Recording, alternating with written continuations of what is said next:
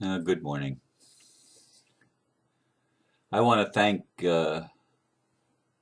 those of you that took time to watch the hour video yesterday and were patient with me in regard to getting it up online. I didn't know it was going to take over 6 hours to upload.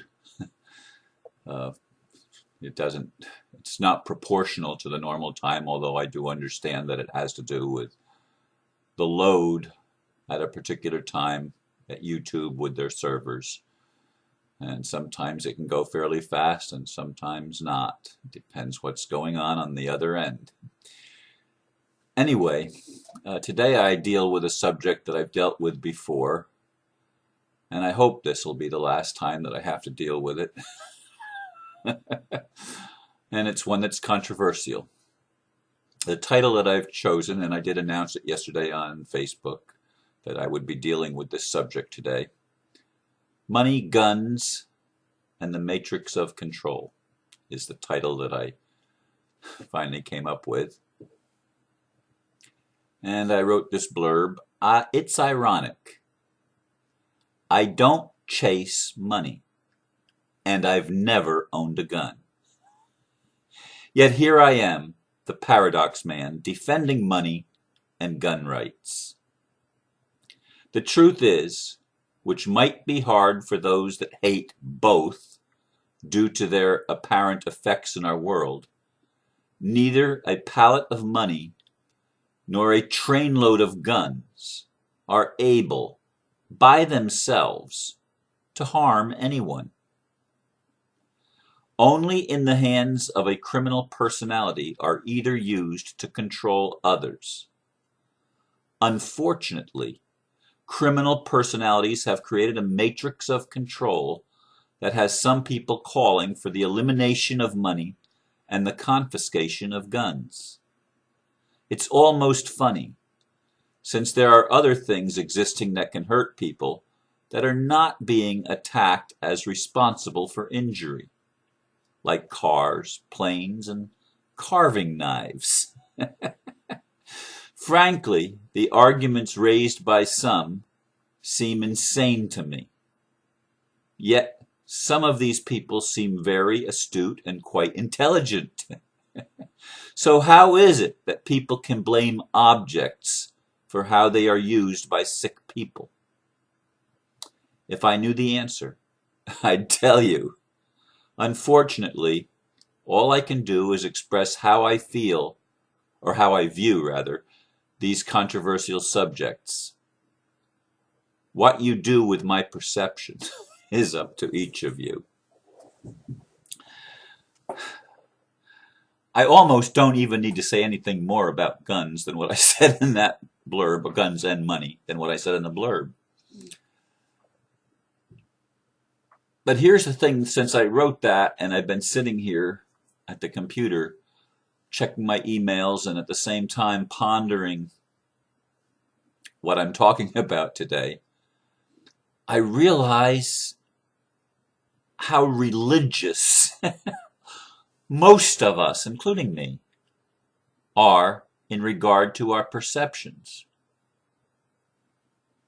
I mean, my friend Steve Moyer is so opposed to money that he will go on and on and on with sometimes 15, 20 posts in a thread on the same video when the topic is money. It's like it's a religion.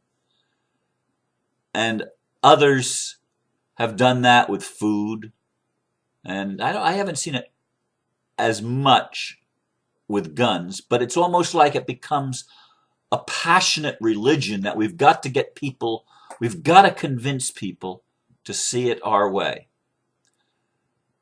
And I'm not attacking Steve because I've talked to him on the phone. He is a really nice man. And I agree with a lot of the things that he says. And I actually agree with most of what he says about money, but I don't see it. He seems to be attributing it to me from my perspective. He seems to be attributing it to pieces of paper. And I agree that The Federal Reserve notes are debt instruments, for example. This is the currency of the world, which is changing rapidly, thank God. But it is and has been for a good while the accepted currency worldwide. And it's not even real money. It's a debt instrument created by a criminal cabal that has the intent of controlling the resources, including human resources, which is absolutely an asinine label. Humans are not resources. We are creators. We are not resources. But in the eyes of the establishment, if you will, the matrix of control, people are just commodities to be used, and when they're no longer useful, put away. And they really do see that, and they use guns oftentimes in the form of war and in the form of sometimes police raids and stuff like that to enforce the rules that they want to impose to keep people bound. Now, I was in court again yesterday, and I saw a few people that are in prison that were brought out into the courtroom in shackles and handcuffs. And the human spirit in a couple of them especially looked so wounded. These are being treated as slaves, human resources. Nobody should ever be, no human being should ever be treated the way the way people are treated in the matrix system. Money and guns are part of it. Guns, there's armed people with weapons in the courtroom. Everywhere you go, not just in the courtroom, but in the building itself, everywhere you turn, there are armed sheriff deputies, and sometimes various police, but you don't see, mostly you see sheriff deputies in the courtroom, and they're all armed. It's coercion and control. I agree with all of you that say that the matrix system that we've known needs to end. It needs to be put down, and we need to come up with a system that is benevolent and works for the good of all the people and not for the good of those that create the money, which is what the Rothschild said. I don't care which party runs the government as long as we have the power to create the money. Give me the power to create the money and I'll rule the world. Now, I agree with Steve and others that say that this is a very serious problem when you allow megalomaniacs and psychopaths and very, very sick people to control the monetary system of the entire planet. Or at least that's been their goal. Their goal is not going to be achieved. We have evidence of that. Even Zbigniew Brzezinski, just earlier in the week or so, was giving a lecture in Poland, I believe, in the European Union, about the awakening. And people are becoming more conscious, and it makes it impossible to achieve the plans of the New World Order. The matrix that rules the world with an iron fist and a combat boot on the human face, as H.G. Wells said in 1984, the famous novel. Anyway, people hold on to the ideas of the solutions we see, and we become religious fanatics in trying to defend our viewpoint. And I must admit that as much as I like Steve Moyer, I was at the verge a couple of days ago of blocking him. Not because I want to block him. I like the guy. I like the guy.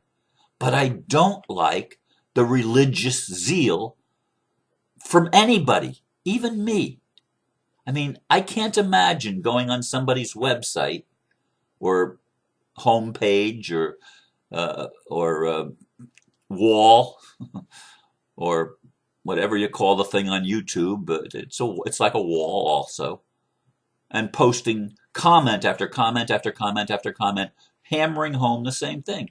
I agree with Steve. Hey, I get it. It is the system.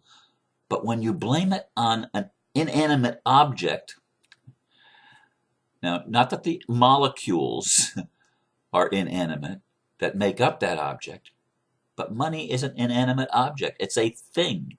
It's a creation of man for a good purpose. It's a medium of exchange, so we don't have to carry all of our possessions with us and into a barter system where if you go to the store and you want food, you've got to bring other items to trade. It's a lot easier to carry money. So it's a commodity that has a useful function in a society. If you lived by yourself, you certainly wouldn't need money. I don't spend a lot of money. I live on Social Security, and I save some of what I save every month. I don't spend all that I take. I don't even do $1,000 a month. And I feel like I'm rich. I feel like I'm rich. Of course, I don't have rent, and I don't have a mortgage on my house. And now there's apparently no tax bill. I did not get a tax bill this year because I own my property. And I don't even own it. See, here's the irony. I don't own it. It's private property in a trust, and I am only the trustee. The trust owns the property. Again, I've created a legal fiction, a trust, to defeat a legal fiction in the matrix. I still believe it's my responsibility to pay for some of the services that I am using. And I fully intend to contract with the parties that are providing those services so that they can get paid because they deserve to, because that's part of the monetary system. It's not by coercion.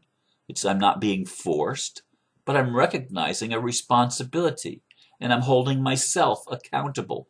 And next year, depending on how things spin out, I will be taking the steps to pay for the services that I'm using.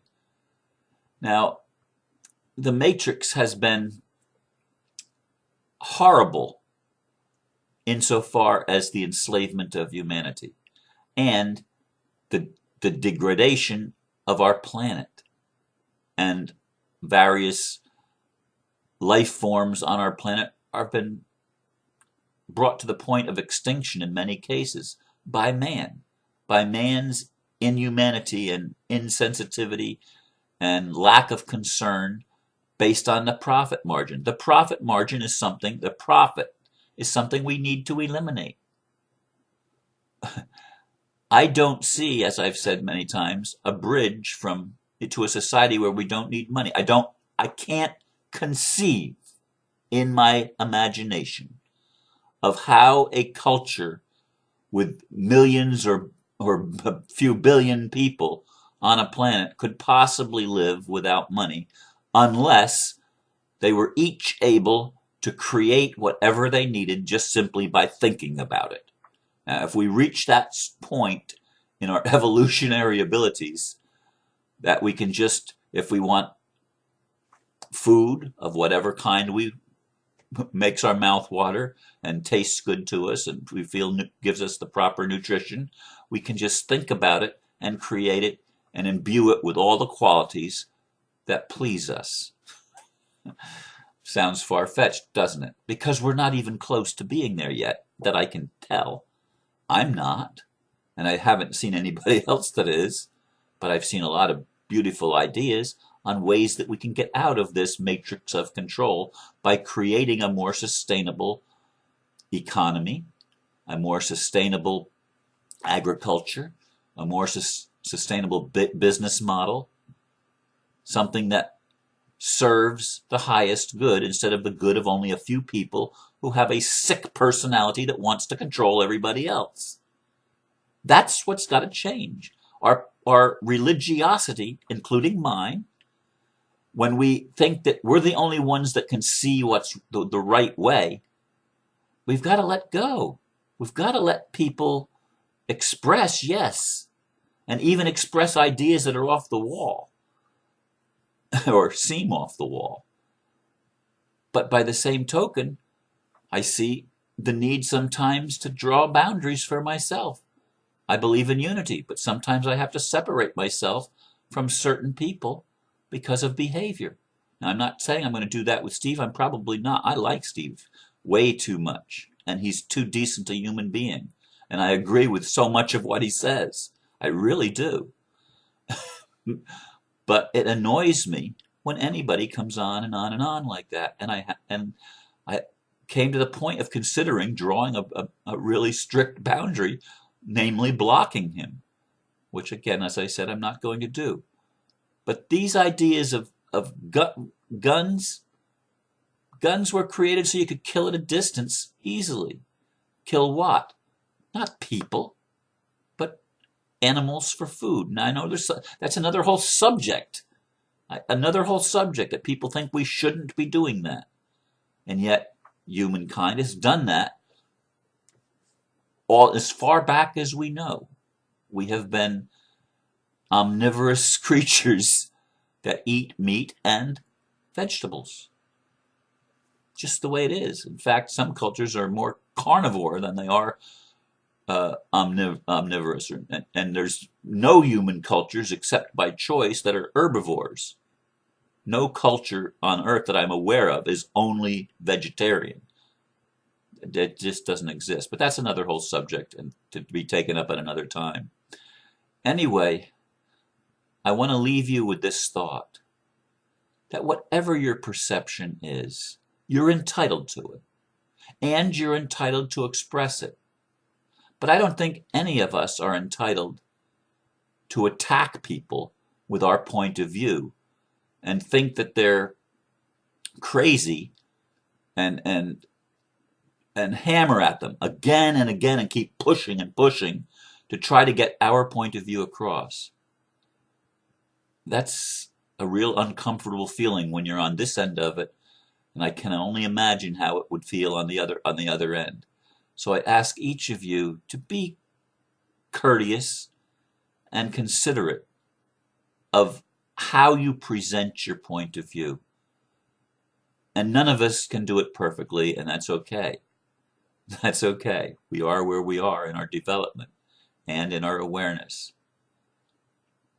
But I invite you to recognize that inanimate objects like money and guns can do no damage except or apart from the human element. It is we who provide the action and determine how money is used, how guns are used.